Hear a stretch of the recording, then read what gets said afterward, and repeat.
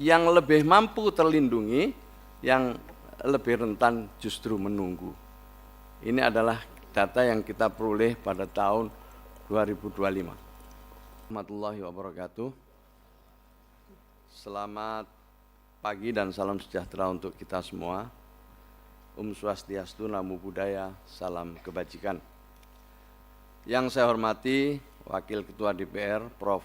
Sufmi Dasko Ahmad, didampingi Wakil Ketua Pak Saan Mustafa dan Ibu Sari Yulianti sebagai Wakil Ketua DPR juga, Ketua Komisi 8, Ketua Komisi 9, dan Ketua Komisi 11 beserta segenap wakil yang mendampingi, Menteri Keuangan, Menteri Kesehatan, Menteri PPN, Kepala Bappenas, Kepala BPS, Direktur Utama BPJS, Bapak Ibu sekalian yang saya hormati. Izinkan pada kesempatan yang baik ini kami melaporkan beberapa hal terkait dengan isu rapat kita hari ini. Yang pertama, kami ingin menyampaikan mandat strategis Kementerian Sosial, kemudian peran pihak-pihak dalam pengelolaan PBIJK, dan yang terakhir kaidah reaktivasi PBIJK. Ada kata-kata pembuka ini, pemutakhiran adalah mandat negara, melindungi rakyat adalah prinsip negara, keduanya tidak boleh dipertentangkan. Inilah mandat strategis yang diberikan oleh Bapak Presiden kepada Kementerian Sosial untuk menindaklanjuti perintah Undang-Undang Dasar dan Undang-Undang yang ada, diantaranya adalah memberikan perlindungan dan jaminan sosial, rehabilitasi sosial, dan pemberdayaan sosial melalui upaya untuk menghadirkan data yang akurat sesuai dengan kriteria yang telah ditetapkan. Ada 3 mandat strategisnya adalah DTSEN, Sekolah Rakyat, dan Bansos Tepat Sasaran. DTSEN adalah data yang dikelola sepenuhnya oleh BPS, sementara Kementerian Sosial, pemerintah daerah, dan kementerian yang lain diberi tugas untuk membantu pemutakhiran. Data inilah yang kemudian nanti pada akhirnya untuk menyalurkan bansos, subsidi sosial, dan intervensi program secara targeted. Bapak Ibu sekalian yang saya hormati, khususnya Pak Sufmi Dasko, inilah pihak-pihak dalam pengelolaan PBIJK. Sesuai dengan PP 76 2015, perubahan atas PP 101 2012 tentang PBIJK. Kementerian Sosial menyampaikan penetapan perubahan data PBIJK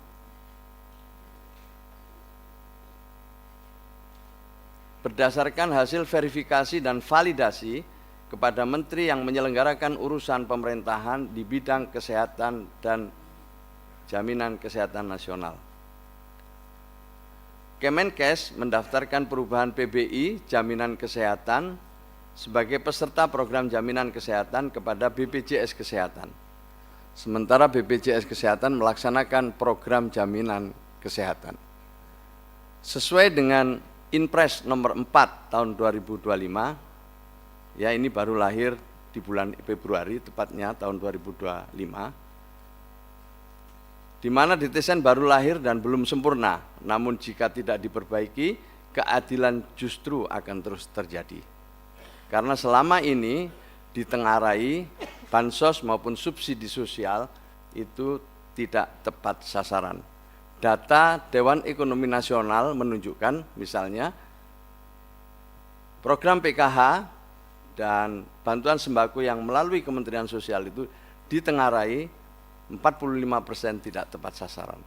Maka selama 1 tahun ini kami melakukan konsolidasi dengan BPS dan pemerintah daerah untuk menghadirkan suatu data yang lebih akurat, memenuhi kriteria sehingga bansos kita tepat sasaran.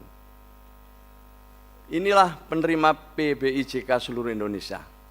Alokasinya adalah 96.800.000 jiwa, sama dengan tahun 2025. Nilai rupiahnya adalah 48 triliun 787 miliar 200 juta rupiah, di mana setiap bulannya dicairkan kepada BPJS Kesehatan 4 triliun lebih. Bapak Ibu sekalian, kami dilantik tahun 2024, 2025 kita mendapatkan data alokasi penerima PBI JKN seluruh Indonesia yang berada di kabupaten kota. Sebagaimana dalam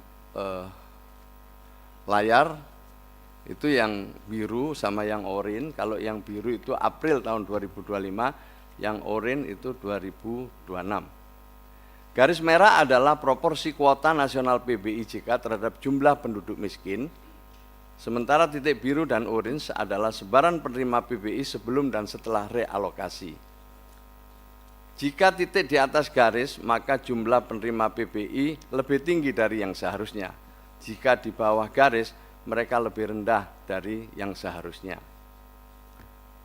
Dari grafik dapat dilihat bahwa sebagian besar titik orange semakin mendekati garis merah, yang artinya secara bertahap perbaikan proporsi penerima PBI terhadap angka kemiskinan di daerah. Jadi tahun lalu kami juga sudah pernah melaporkan ini di Komisi 9 waktu itu, tahun lalu. Nah, ini udah kita lalui mulai sejak tahun kemarin. Nah, inilah ada masalah-masalah waktu itu yang kita temukan setelah kita mengukur menggunakan DTSEN. Berdasarkan DTSEN masih ada penduduk desil 1 dan 5 yang belum menerima PBI JK. Sementara sebagian desil 6 sampai 10 masih tercatat sebagai penerima. Desil 1 sampai 5 yang belum menerima PBI cukup besar, yaitu sebesar 54 juta jiwa lebih. Sementara desil 10, desil 6 sampai 10 dan non desil, nanti mohon ini BPS bisa menjelaskan lebih rinci, mencapai 15 juta lebih. Itu yang sebelah kanan bisa dilihat, di mana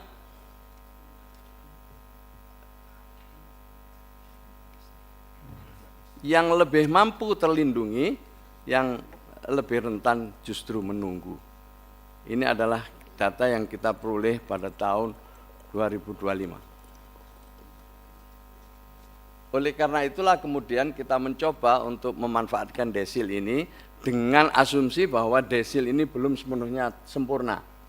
Kita masih perlu melakukan ground check lebih luas lagi, karena di tahun 2025 itu kami hanya mampu meng-ground check hanya 12 juta KK lebih, padahal seharusnya lebih dari 35 juta KK. Maka itulah kita kemudian kerjasama dengan daerah untuk melakukan verifikasi dan validasi cepat.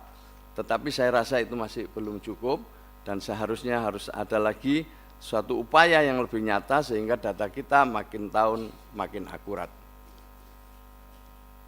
Berdasarkan DTSEN terus mengalami pemutakhiran, semakin lama akan semakin akurat. Penetapan desil yang lebar memperlihatkan tingkat inclusion error dan exclusion error yang lebih tinggi. Secara bertahap pemanfaatan desil akan disesuaikan seperti apa yang kami gambarkan di dalam layar itu. Desil 1, 2 nanti sekolah rakyat, desil 1 sampai 4 program keluarga harapan, desil 1 sampai 4 sembako, dan seterusnya. Tetapi ini masih tahun 2025, arah kita ke depan nanti program keluarga harapan dan sembako akan difokuskan kepada desil 1 dan 2. Jika alokasinya masih ada, maka akan dinaikkan kepada desil 3 dan 4. Maka itu di dalam keputusan kami di tahun 2025 ini masih kita beri kesempatan desil 5 untuk memperoleh PBI JKN. Tetapi dalam skenario kita ke depan, pada akhirnya nanti kita pusatkan atau kita fokuskan pada desil 1, 2, 3, dan 4. Ini sebelum dan sesudah April 2025 sampai dengan Januari atau sampai Januari 2026. Pada tahun 2025 itu ada pengalihan secara bertahap dari bulan Mei 2025 di Januari dan 2026, membuat inclusion dan exclusion error turun signifikan. Exclusion error adalah orang yang seharusnya mendapatkan PBI tapi tidak mendapatkan PBI, sementara inclusion error itu adalah orang yang seharusnya tidak mendapatkan PBI malah justru mendapatkan PBI. Jadi alhamdulillah sebenarnya kalau kita berpedoman pada desil, errornya semakin kecil. Masih ada yang di atas desil 5 dan desil belum di ranking karena hasil reaktivasi termasuk 6.000 penderita penyakit katastropik dan bayi baru lahir yang seharusnya di-cover oleh BPIJK. Dalam rangka pemutakhiran itu perlu kami laporkan ini Pak Wakil Ketua DPR dan Bapak Ibu sekalian, kita membuat banyak saluran untuk melibatkan masyarakat luas maupun juga menggerakkan instruktur atau instrumen pemerintah. Jadi melalui kanal-kanal yang ada, yang pertama adalah SIG-NG, Sistem Informasi Kesejahteraan Sosial Next Generation. Ini adalah aplikasi khusus yang dibuat untuk jalur formal, mulai dari tingkat RT, RW, tetapi operatornya adalah di kelurahan atau di desa dan di Dinsos.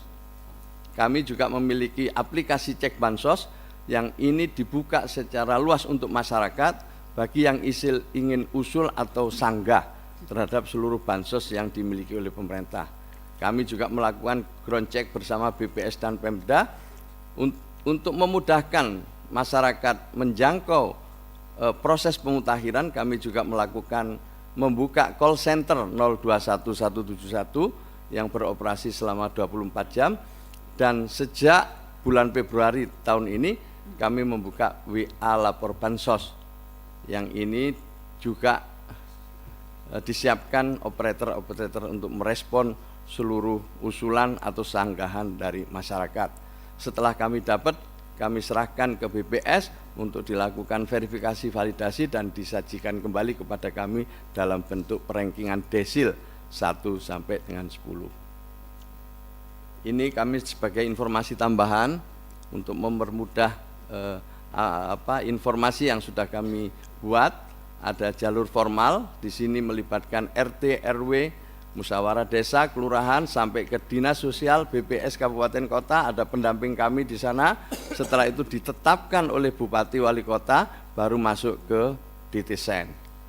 Aplikasinya cek bansos juga sama begitu, dilakukan verifikasi lewat proses kelurahan desa, baru masuk DTSEN, baru masuk ke BPS. Jadi kami melibatkan daerah sejak awal dan melibatkan masyarakat secara luas. Inilah reaktivasi. Jadi ada Dinas Sosial melakukan verifikasi tingkat kesejahteraan pengajuan reaktivasi apakah masih layak atau tidak. Nah, ini Perkepmensos kami nomor 2026, khusus dalam kondisi bencana, orang terlantar, kondisi yang mengancam keselamatan jiwa atau ada kebijakan pemerintah, maka seseorang dapat menerima bantuan PBI meskipun berada di luar desil yang ditentukan. Maka itu selain reaktivasi reguler, Kemensos membuka opsi untuk mereaktivasi otomatis kepada 100.000 PBI nonaktif yang menderita sakit kronis dan katastropik. Ini kita dapat datanya dari BPJS Kesehatan. Ini adalah riwayat penonaktifan dan pengajuan reaktivasi. Jadi kami laporkan bahwa tahun lalu misalnya kita menonaktifkan 13,5 juta penerima bantuan iuran. Ya, ada 87.591 yang melakukan reaktivasi. Jadi tahun 2025 ini sudah kita laksanakan ya untuk menonaktifkan 13,5 juta yang melakukan reaktivasi 87.000. Kemudian ada juga yang berpindah ke segmen mandiri. Dari 13 juta yang kita nonaktifkan itu berpindah ke segmen mandiri. Jadi artinya ini sebenarnya penonaktifan yang pas, yang tepat ini, sehingga mereka mampu secara mandiri.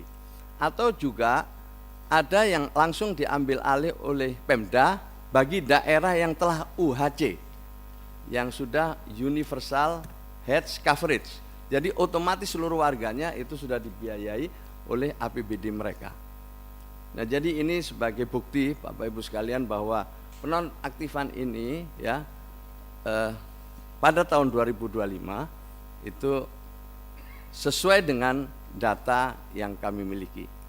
Jadi saya ulang lagi, 13 juta lebih yang kita nonaktifkan, 87.000 lebih diantaranya melakukan reaktivasi dan sebagian lagi berpindah menjadi peserta mandiri dan sebagian lagi dibiayai oleh pemerintah daerah.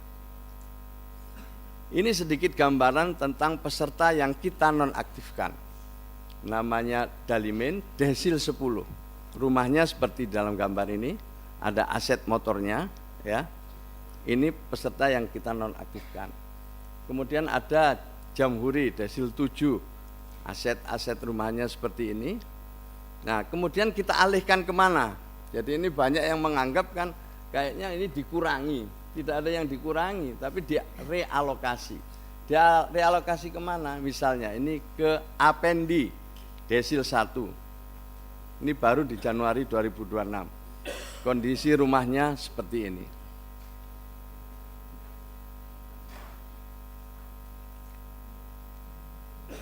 Ini adalah Monem, Desil 1, penerima baru Januari 2026. Kondisi aset rumahnya seperti ini.